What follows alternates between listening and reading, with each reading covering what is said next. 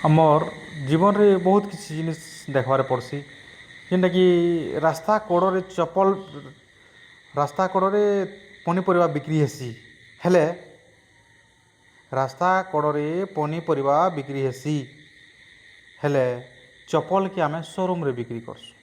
କାହାର କେତେ ମୂଲ୍ୟବାନ୍ ଦେଖ, କାହାର କେତେ ମୂଲ୍ୟବାନ୍ ଦେଖ। ପନିପରିବାକେ ଆମେ ବିକୁଚୁଁ ରାସ୍ତା କଡ଼ରେ, ହେଲେ ଚପଲ୍ ବିକ୍ରି ହଉଛେ ଦୁକାନ୍ରେ ଏସିରେ ରଖା ହେଇଥିବା ଚପଲ୍ରେ କାଁଚ୍ରେ ରଖା ହେଇଛେ। ଗୁରସ୍ ବିକ୍ରି ହଉଛେ ଲୋକ୍କେ ଜଚେଁ ଜଚେଁ କରି ବିକ୍ରି ହଉଛେ ତଥାପି ବିକ୍ରି ନି ହେବାର୍।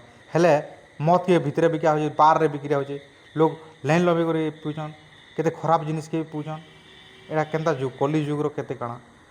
ତାପରେ ଲୋକ୍ ଗାଏ ଚରାବାର୍ ଲାଗି ଲାଜେ ହଉଛନ୍, ଗାଏ ଚରାବାର୍ ଲାଗି ଲାଜେ ହଉଛନ୍।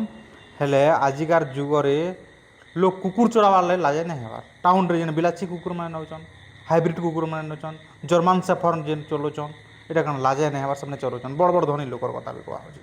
ସେମାନେ ଯଦି ଗାଏ ଚରାବେ ବେଲେ କହିଦେବେ କି ଗାଁରେ ଗାଏ ଚରଉଛେ ସେ ପିଲାଟା, ସେ ତାର୍ ମୂଲ୍ୟ କେତେ।